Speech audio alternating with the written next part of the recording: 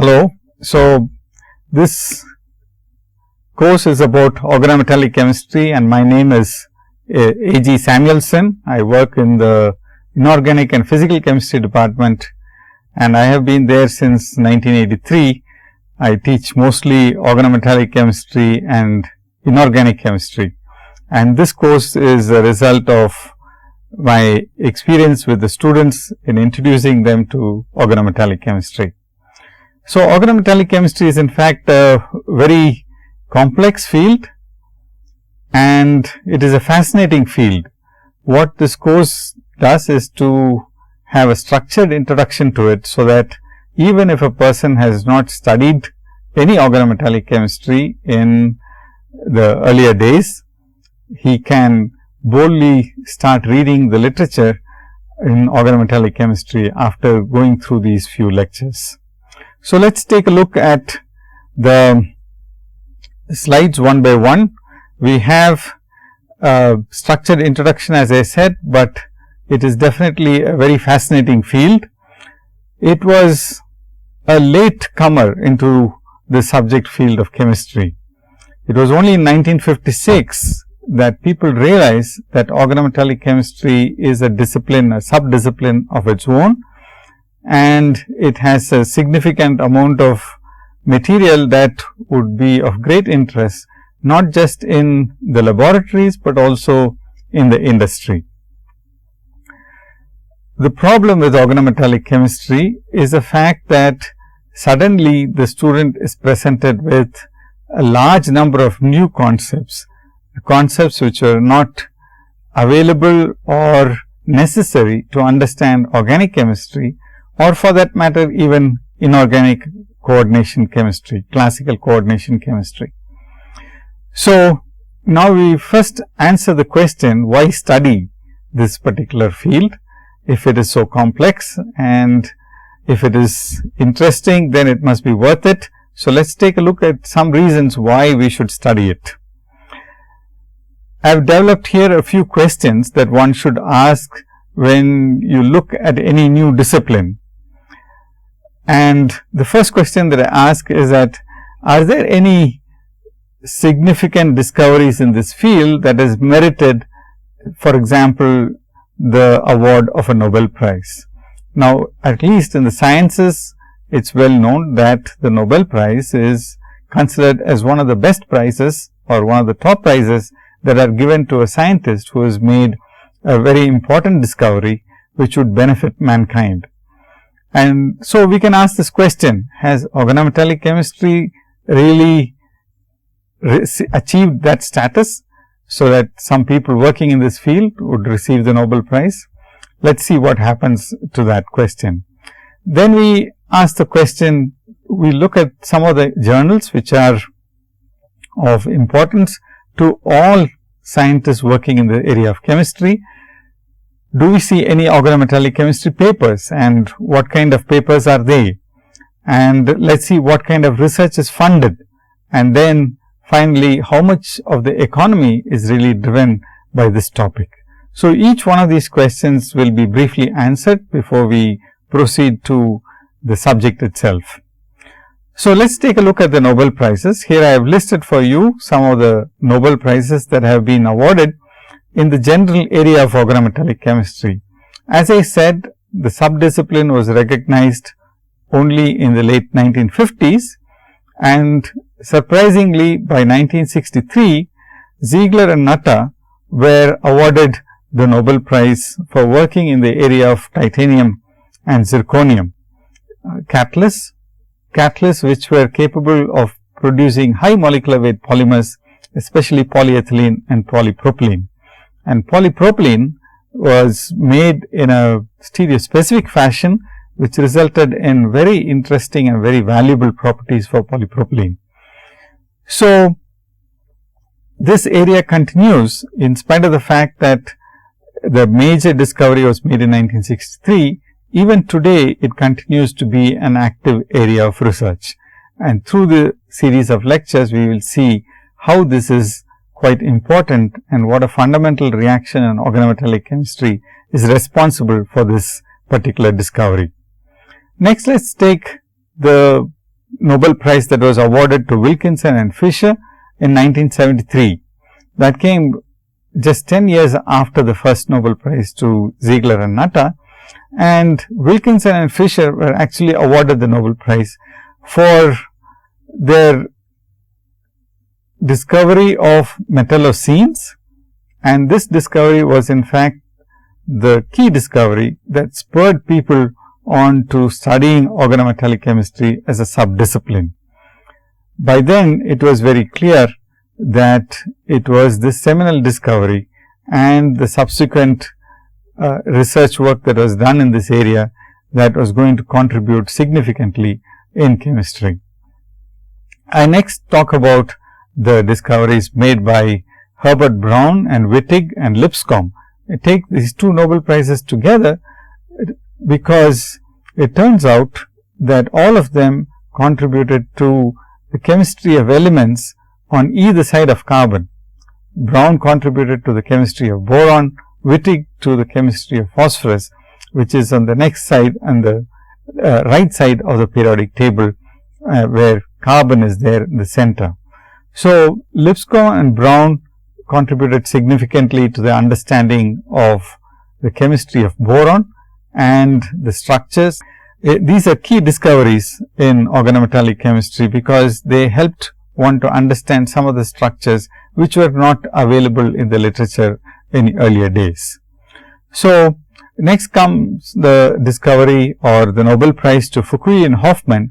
Once again, Fukui and Hoffman were given the Nobel Prize for their contribution to the structures of compounds, and they used frontier molecular orbital theory, but Hoffman applied it completely to organometallic compounds. He was able to explain the structures of all the new compounds that were discovered in the 60s and 70s by researchers working in organometallic chemistry, and also suggest a framework for understanding the structures that would be discovered in the future. So, that was a seminal contribution to the field of organometallic chemistry.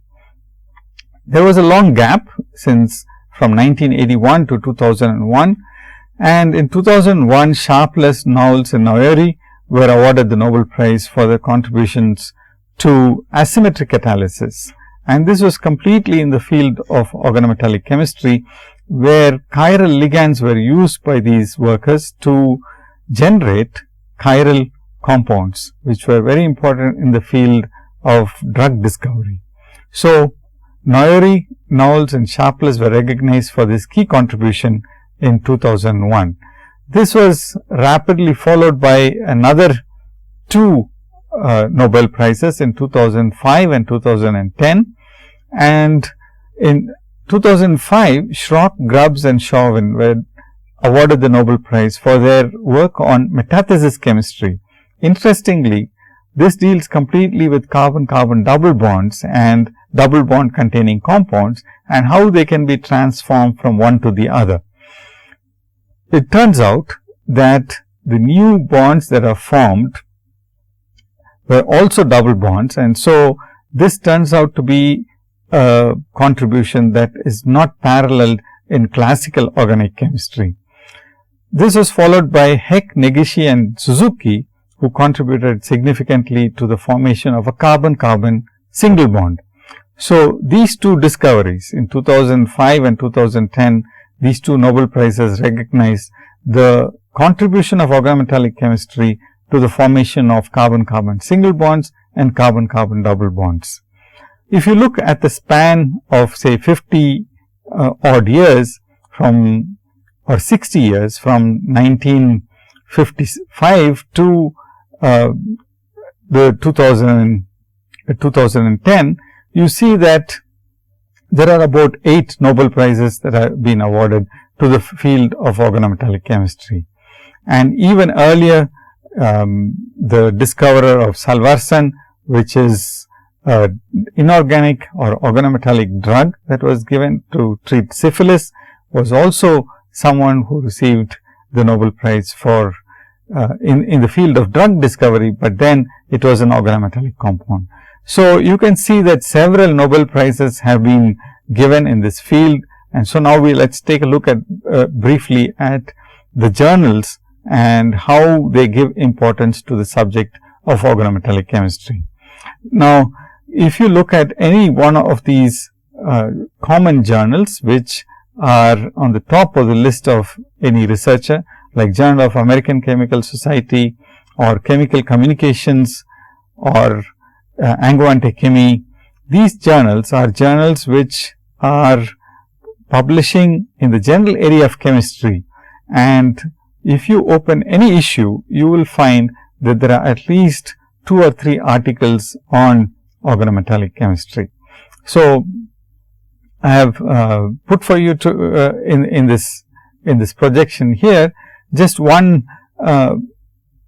instance of article written by Shilov and Shulpin about CH activation. This turns out to be a very important reaction which has been made possible because of organometallic compounds and organometallic chemistry. So, you can see that once again inorganic organometallic chemistry is extremely important in inorganic chemistry and in chemistry in general. Once again, early transition metals were shown to be good metals for transition metal CH activation, but recently it has been shown that even late transition metals with appropriate set of ligands can carry out ligand directed CH activation reactions. And this work has been carried out by Melanie Sanford and her co-workers. If you look at the field of organometallic chemistry, it's not as if everything that needs to be discovered has been discovered. So, here I have an article which is appeared on the journal Nature, and you find that they have discovered something extraordinarily new even in this last 60 years. What was not known has now been newly discovered. So, here is an example of a reaction between a molybdenum complex, where molybdenum is in the 0 oxidation state and it has got 6 phosphorus ligands around it. So, here is the ligand that we are, here is the compound that we are talking about. When it's reacted with this organic compound, it forms a very interesting and novel complex, where the metal initially coordinates to the ring, where there are 2 nitrogens. So, it is a phenazine ring that is having the nitrogen on the aromatic part of the ring. And then after some time, if you heat it further, then the molybdenum moves over to the ring which has got only the carbons. So, here are some challenges about why this happens and what are the reasons which initially stabilize the nitrogen containing ring coordinated to the molybdenum, and later what is the thermodynamic preference for the carbon containing ring. Interestingly, if you just move from molybdenum to tungsten, one would expect very similar reactivity, but surprisingly the same reaction which was carried out with tungsten now suggests that the reactivity can be extremely different, and you have extraordinarily novel compounds where an aromatic ring system has been broken and a carbon-carbon ring has been broken, carbon-carbon bond has been broken, and that too part of an aromatic ring, and that forms a metalla cycle. So, here is the set of atoms that we are talking about, and that forms a ring, and that ring turns out that that ring is an aromatic ring to start with. Here is the ring, and that has been broken by the tungsten.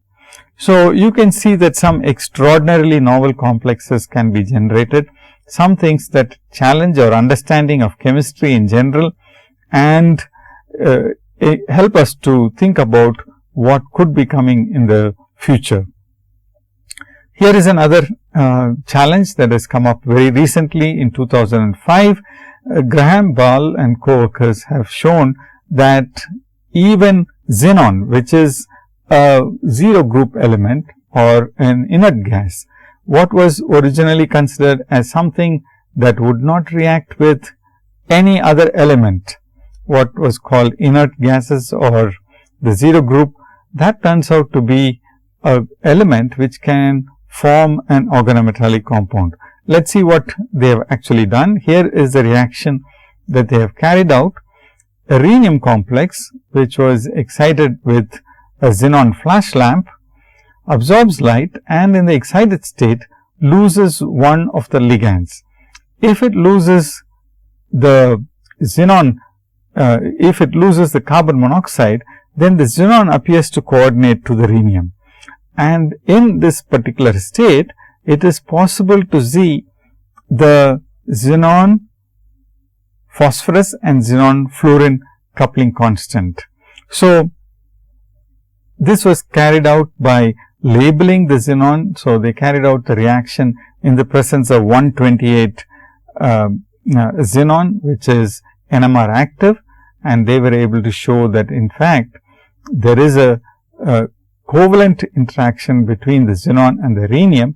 That is the only way in which you can have this type of a weak coupling constant between the xenon and the fluorine.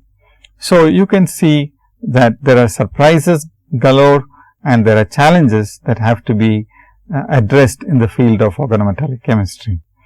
And if you ask these two last questions to see what research is funded, how much of it is driving the industry, once again organometallic chemistry comes out on the top. You can take all the journals that publish organometallics and you can see that the number of papers published are significantly large.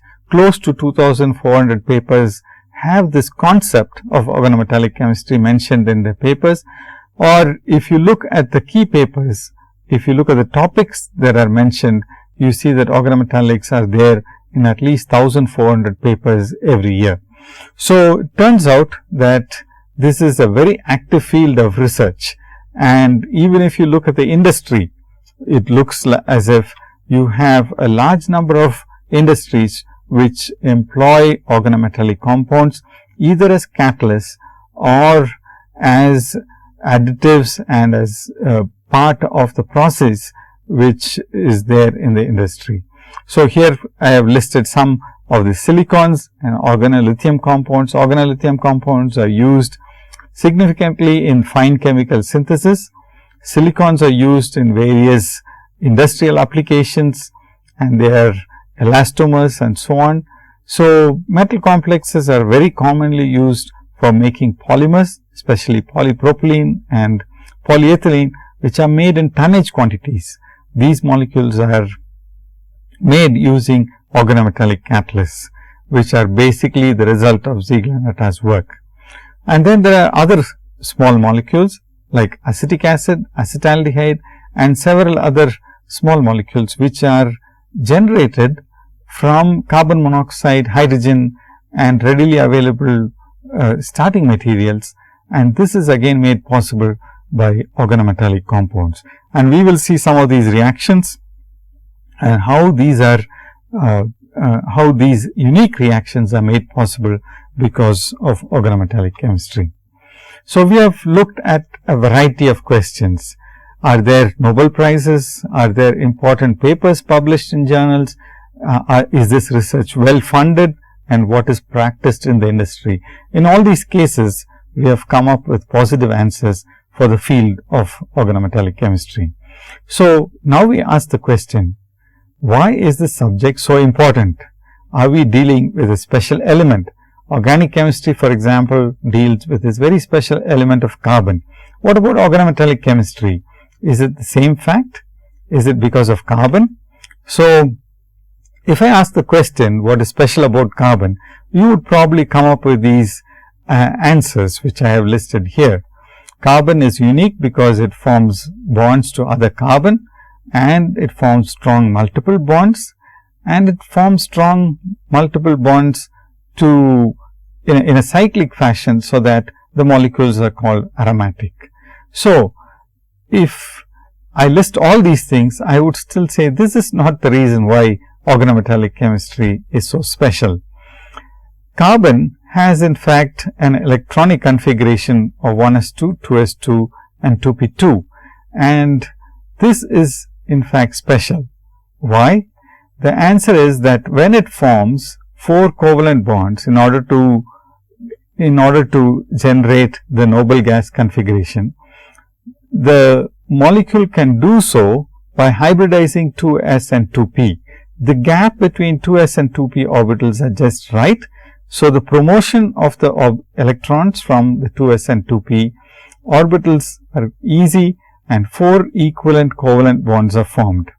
That leaves carbon with no extra electrons and no vacant orbitals. This is extremely important and is probably a fundamental fact which makes carbon a unique element.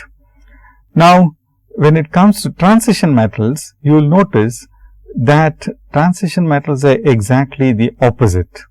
They always have vacant orbitals, almost always, or they have extra electrons. Rarely do they keep a noble gas configuration. In the case of transition metals, the noble gas configuration would usually be an 18 electron configuration. So, here I have shown for you some of the stable coordination compounds that are available in the literature.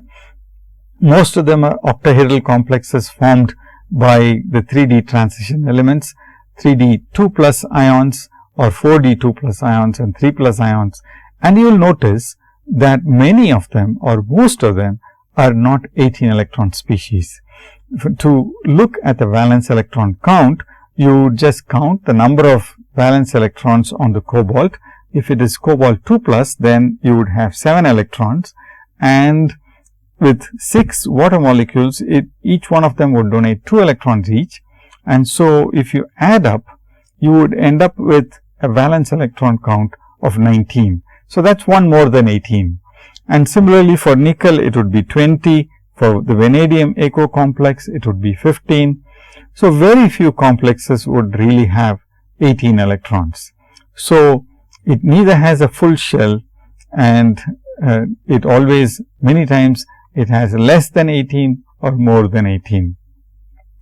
So, what happens in transition metals to the transition metal in transition metal organometallics?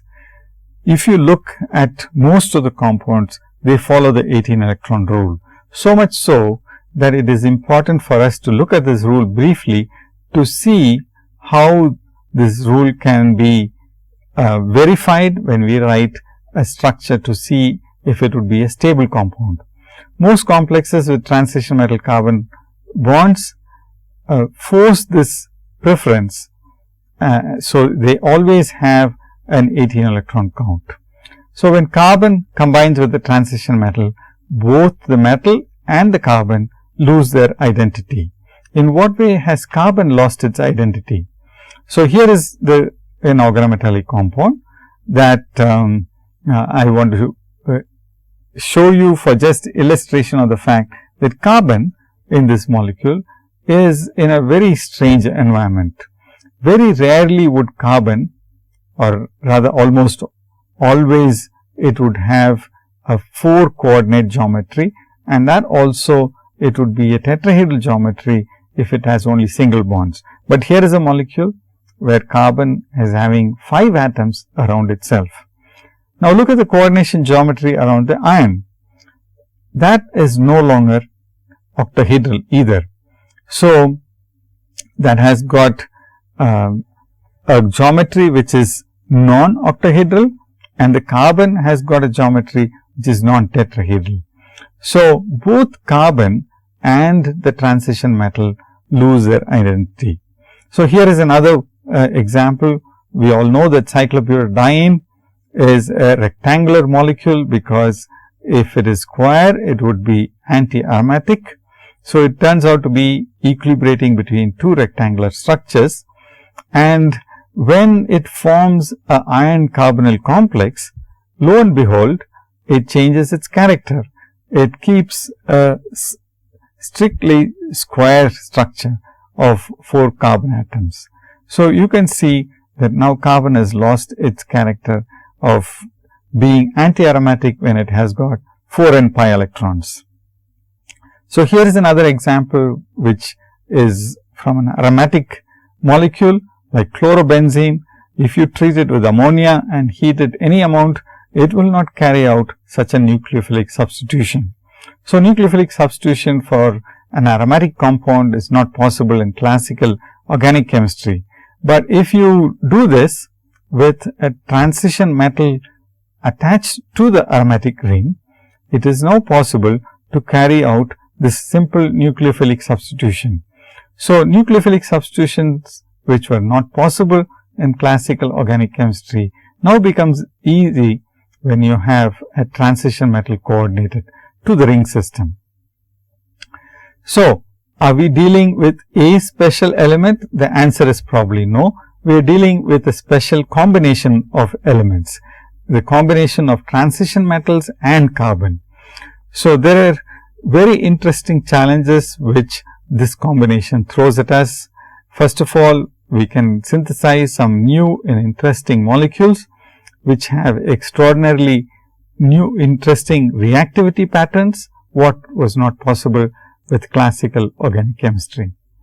Activation of inert molecules, for example, methane or even carbon dioxide or the carbon fluorine bond, turn out to be challenges which are still being handled by organometallic chemists. So, there are other things also like catalysis. Catalysis by organometallic chemistry is quite popular. It is indeed feasible, but can we approach the efficiencies of enzymes? Can we use organometallic compounds to catalyze reactions at extremely fast rates? And finally, asymmetric induction in catalysis is also a major challenge. And as I had mentioned just briefly, it was for this contribution that that 3 people received the Nobel Prize in 2005. So, I want to introduce to you now the organization of this course. As much as possible, we have kept it modular based on the ligand systems. Now, so one would ask the question, how are the ligands classified? In organometallic chemistry, the ligands are classified according to the hapticity. Hapticity is indicated by the symbol eta, and eta indicates the number of carbon bonds, number of carbon metal bonds that can be seen when you have a transition metal organometallic compound. So, if I have a 3 carbon framework and if all 3 carbons are within bonding distance, if all 3 carbons are within bonding distance to the metal, then I would call this an eta 3 compound. Whereas, if the same compound is present in such a way that the metal is interacting with only one carbon, if it is interacting with only one carbon, then I would call it a eta 1 compound. So, the hapticity of the ligand is really a key to understanding and unraveling organometallic compounds. And many times the hapticity can change, and this is called fluxional behavior, and this is something which we will deal with during the course of this particular set of lectures. Let me just now show you how we have organized the lectures. So, in many textbooks, synthesis, structure and bonding of organometallic compounds with common ligands are shown initially, and then we have reactions and we have properties. Now, in this course, during the course of these lectures, we will not strictly follow this order, but let me introduce to you the way in which the ligands with metal carbon bonds are classified. Let us take a look at that first, and then we will see how we have presented the topics in this particular course. So, ligands with metal carbon bonds, if we only look at the metal carbon bonds, you have a very large number, but based on hapticity, you can see that many of them, or a large significant number of them, have got a single carbon attached to the metal. So, these are all eta 1 carbon ligands. So, they can be alkyl, aryl or for that matter vinyl, and you can also have small ligands like carbon monoxide and carbenes. Carbon monoxide and carbenes are all single carbon bonded systems. And then you have the odd number of carbons attached to the metal on the top. These are odd. And then I have listed for you even number of carbons attached to the metal on the lower half. So, you will notice that the odd carbon attached metal complexes are usually indicated as anionic ligands, and we will talk about the nature of this interaction in a few minutes. So, on the other hand, even carbon atoms that are linked to the metal are usually neutral ligands, and many of them are known with transition metal interacting with them. Many of them are known where transition metals are interacting with even number of carbons. Then there are non-carbon ligands which support organometallic chemistry. This is a situation where there is one metal carbon bond, but the rest of the metal complex has got either a ligand with a phosphorus or a hydride or a nitrosyl. These do not have a metal carbon bond by themselves, but nevertheless they support organometallic chemistry or modify the properties of the organometallic chemistry. So much so that we need to know a little bit about the chemistry of these molecules if we have to understand organometallic chemistry. So, we are going to deal with these ligands as well. Now, if you look at the reactions, once again we can go from the simple ligands, the reactions of the simple ligands to the more complex, but it is more convenient to classify them by the type of reactions that they undergo. The simplest of course is substitution and isomerization, and these are listed for you on the top, followed by what is unique to transition metal organometallic chemistry, which is called an insertion reaction. So, normally insertion of an anionic ligand occurs when the anionic ligand migrates to the neutral ligand.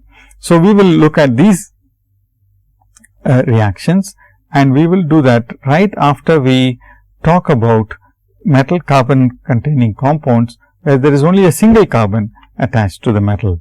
Subsequently, we can also see that there can be an oxidation state change in the transition metal when you have an organometallic compound.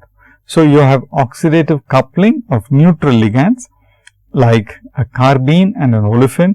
That is the basis for the famous metathesis reaction.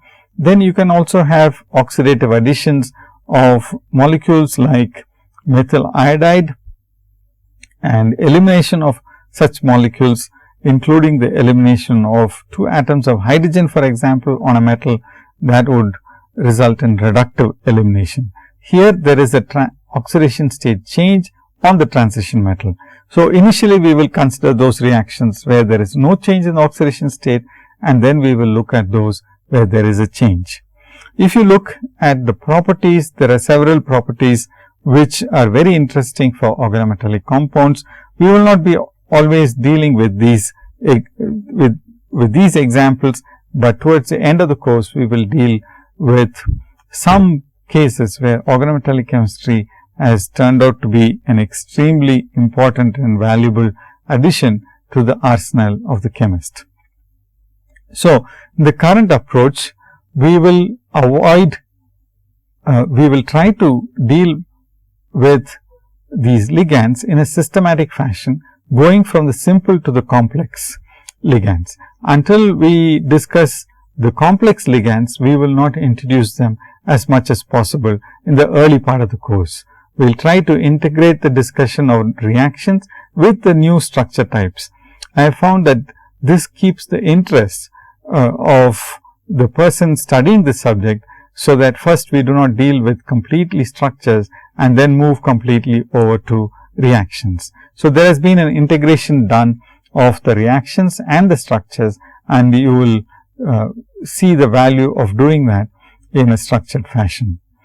So, when it comes to textbooks that are available in the literature, there are several new textbooks that have appeared, but I would strongly recommend that if you are a serious organometallic chemistry student or even a serious chemistry student, that you have at least one book on organometallic chemistry.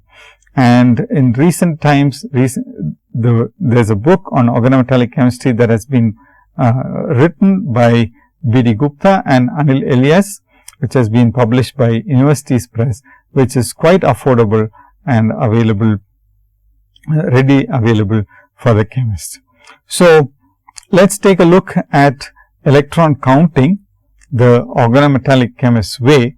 And unfortunately, as I had hinted earlier, there are two ways in which the organometallic chemists or some organometallic chemists count the number of d electrons which are accessible to the metal.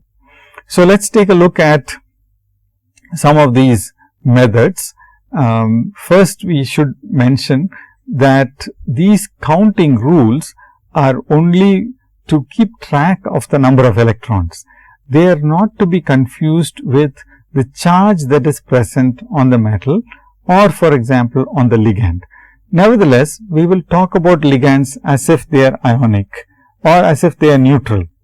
And this bookkeeping is important only for us to find out if the molecule will be stable or will it undergo some reactions or will it undergo some redox reactions with other oxidants or reductants.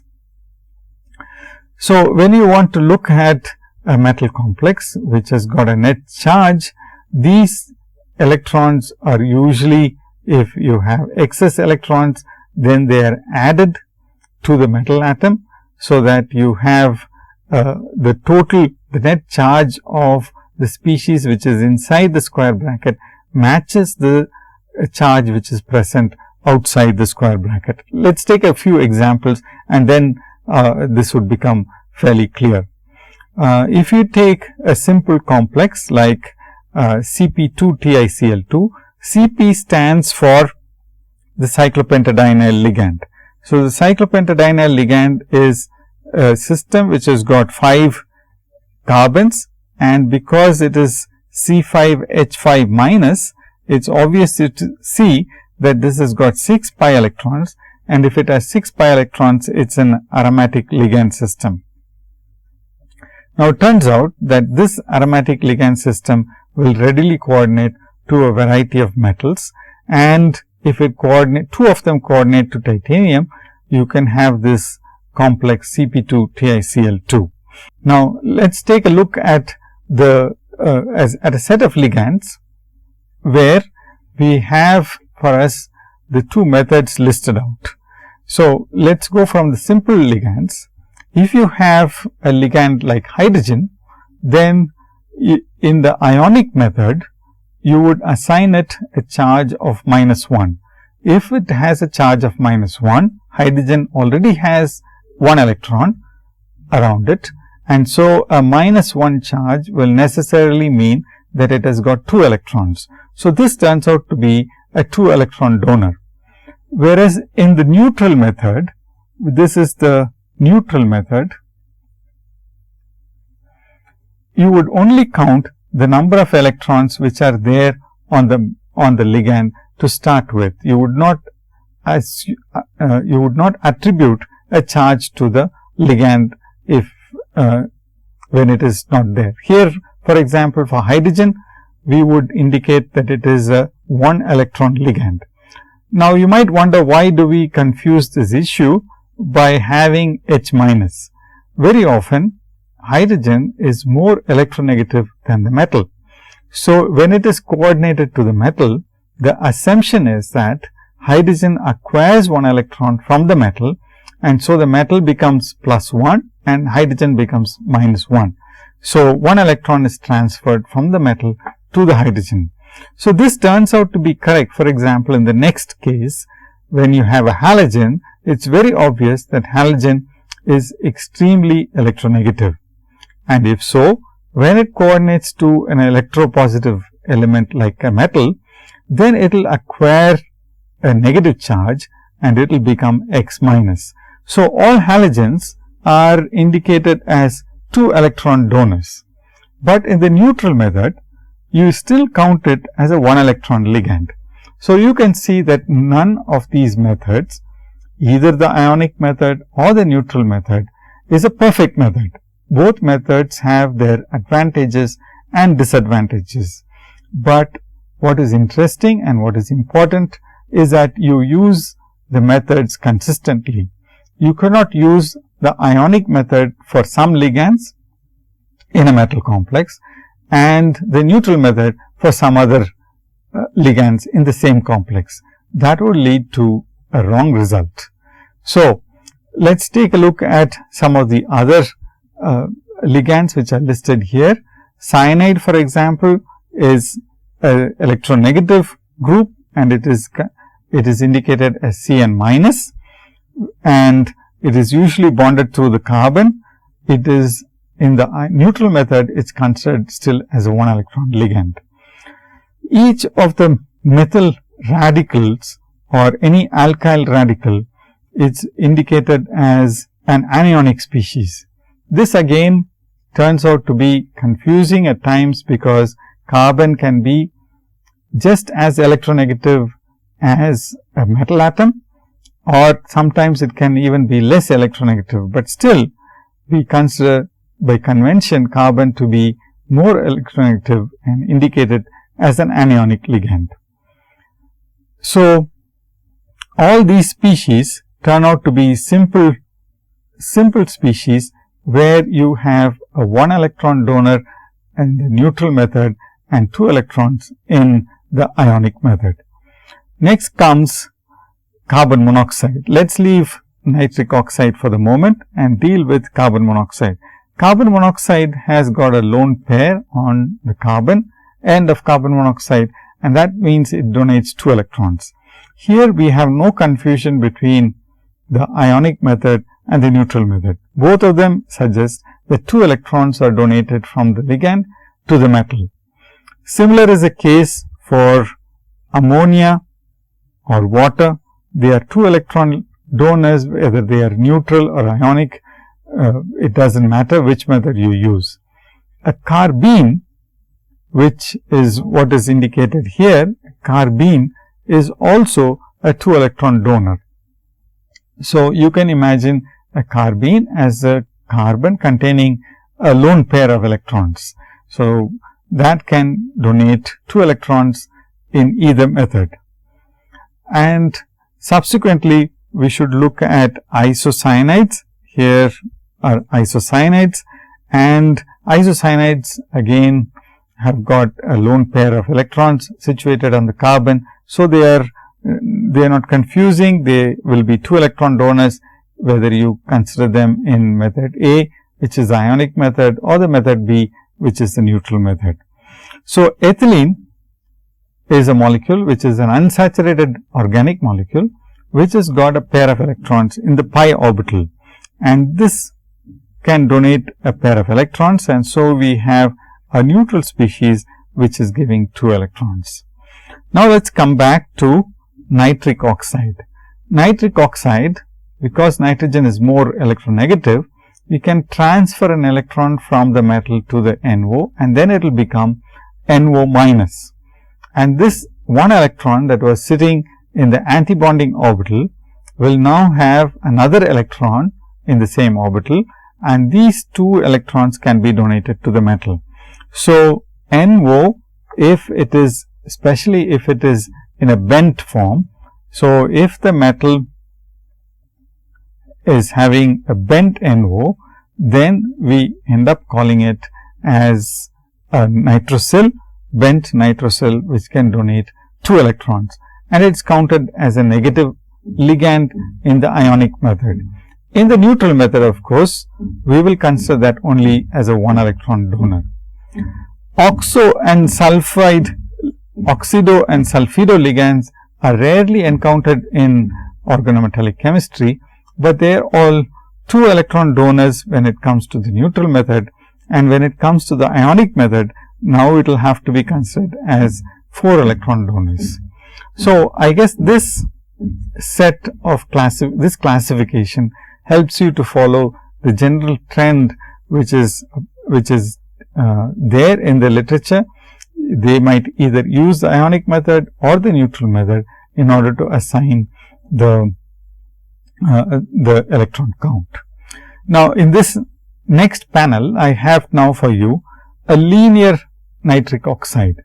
A linear nitric oxide is a system where one electron from the nitric oxide antibonding orbital is transferred from the ligand completely to the metal. And so, sometimes in the ionic, not sometimes, but always in the ionic method, you will consider that as NO plus. So, this is a first example that we are considering where the ligand is positively charged. So, although NO is more electronegative as a group than a metal atom, if it is a linear nitric oxide, then turns out that you can transfer the electron completely to the metal, and you consider that as a 2 electron donor which is positively charged.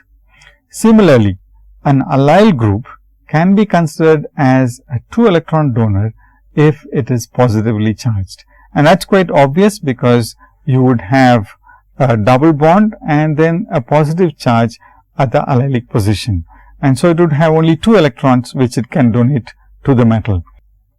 So, carbines are unusual. We will leave them for the moment and look at other examples. These are classical ligands: ethylene diamine, bipyridine, butadiene is just an extension of ethylene. So, all of them will give 4 electrons each, whether they are in the ionic method or the neutral method. Similarly, benzene will give 6 pi electrons, and that is again for the sake of electron count. It is not as if the electron is completely transferred to the metal.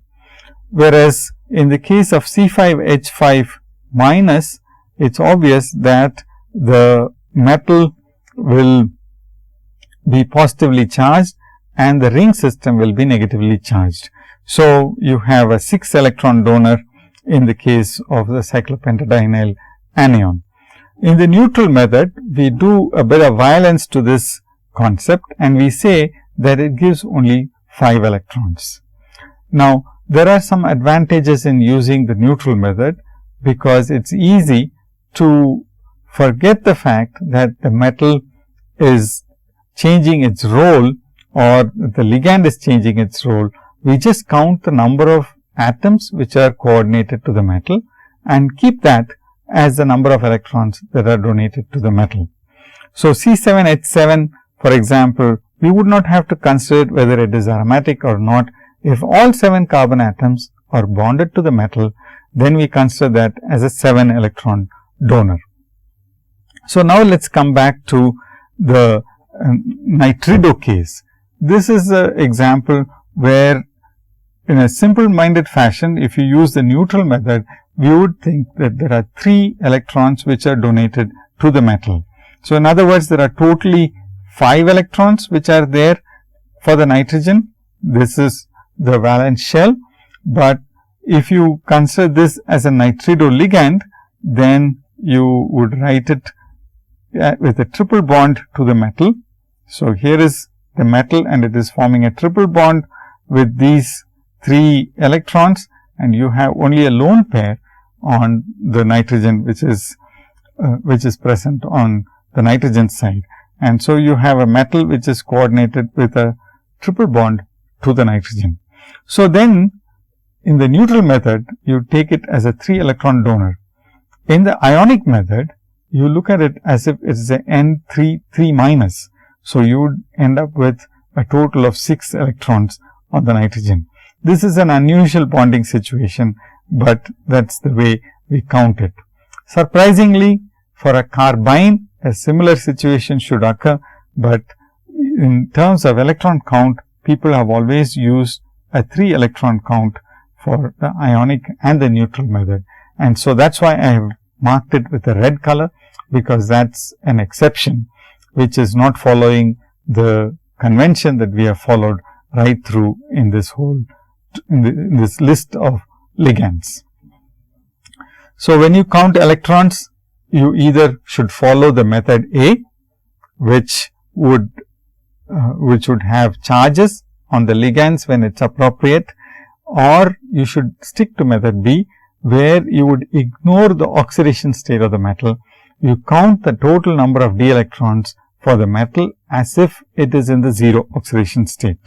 So, you just assume that it is in the 0 oxidation state, and you add the number of electrons that are coming from the ligand, irrespective of what you might think is the charge on the ligand. So, let us take a few examples, and then this will become easy to follow.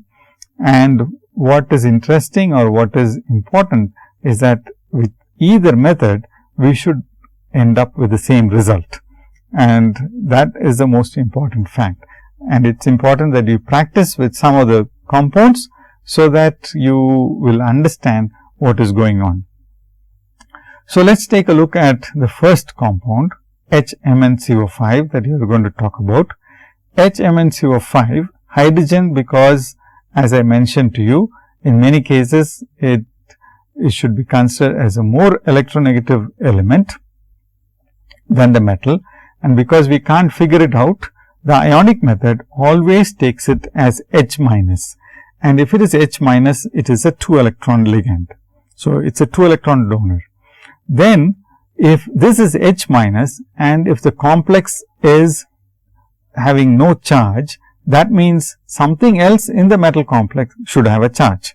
So, if H is H minus, then we have to put a plus charge on the manganese, because we know that carbon monoxide is a neutral ligand. So, 5 carbon monoxides give you 5 into 2, 10 electrons total, and H minus is given 2 electrons, and we have removed 1 electron from the manganese. We have removed 1 electron from the manganese, and manganese had 7 electrons to begin with. So, we end up adding 6 electrons as a contribution of manganese, and the total turns out to be 18 electrons. So, we achieve this 18 electron rule by counting it in this particular fashion. Now, let us take a look at the neutral method. So, this is a typographical error. So, this should be the neutral method. The neutral method, we have manganese as if it is in the 0 oxidation state. It has an electronic configuration of 3d5, 4s2, which adds up to a total of 7 electrons. So, then you have hydrogen, which we will now consider artificially as if it is H dot, and so that will contribute only 1 electron, and 5 carbon monoxides will give 10 electrons, and the total will again be 18 electrons. So, you can see that whether you use the neutral method or the ionic method, you end up with a total of 18 valence electrons. Now, let us take another example where there is a charge on the metal because of the net charge on the complex. So, this is a complex which has got a net negative charge. There is a charge on the complex which is indicated as a charge after the square bracket. So, this charge adds to the total number of electrons that are present in the valence shell. So, carbon monoxide, 3 carbon monoxides are there. So, we end up adding 6 electrons for the same. PF3 is like PR3, it would donate 2 electrons. 2 valence electrons on the phosphorus will be donated to the metal. Now, we have a net negative charge on the complex, and neither of these 2 ligand systems are charged. And so, what we have to do is to add this extra electron on to the rhodium, which is the metal. So, this negative charge is added on to the metal, and that is why we consider rhodium as rhodium minus 1. Rhodium had 9 electrons to start with, valence electrons, and with 1 extra electron, it becomes a 10 electron species. So, the total adds out to be 18 valence electrons. Now, in a similar fashion, in the neutral method, what we do is to take the rhodium, which had 9 electrons in the valence shell, PF3 2 electrons, and 3 carbon monoxides 6 electrons. And because we had an extra charge on the whole complex, that extra charge is added separately, and as a result we would again end up with 18 electrons. Now, let us just think about this for a moment. If there was a net charge plus 1 indicated by a plus charge in a metal complex MLN, then we would have to subtract 1 electron from the valence shell in the neutral method. In the neutral method, we would have to subtract 1 electron. If there is a negative charge MLN and then we have a negative charge, then we end up adding this 1 electron. So, it's important for us to note that both of them come at the same result as a result of this addition. So, once again, ferrocene, the analog of ferrocene is ruthinosine, and that is what we have here. We have C5H5, which would donate 5 electrons in the neutral method. So, 5 into 2, 10, and we have 8 electrons from ruthenium, and it ends up with 18 valence electrons for the ruthinosine. Similarly, C5H5 minus would be an anionic ligand. So, 6 electrons from each C5H5 minus, that gives us 12 plus 6, and that is 18 valence electrons. So, either method gives us the same number of valence electrons, but only thing that we have to remember is that we have to be consistent as we go through this electron counting. So, during the course of this series of lectures, we will always be consistent and either use the neutral method or the anionic method. Nitrosyls are one example where the situation is very complicated, and one needs to know whether the nitrosyl is in a linear fashion or whether it is in a bent fashion. When it is in a linear fashion, it is close to 180 degrees, the angle is 180 degrees. Then in the ionic method, it is considered as a positive ligand. NO is considered as NO plus, and that is very important. And then it is considered as a 2 electron donor, whereas in the case of the neutral method, it is considered as NO, and then it is considered as a 3 electron donor, but the net result would be the same. So, with this we end today's lecture, where we have considered the classification of various ligands and how we look at them by their hapticity.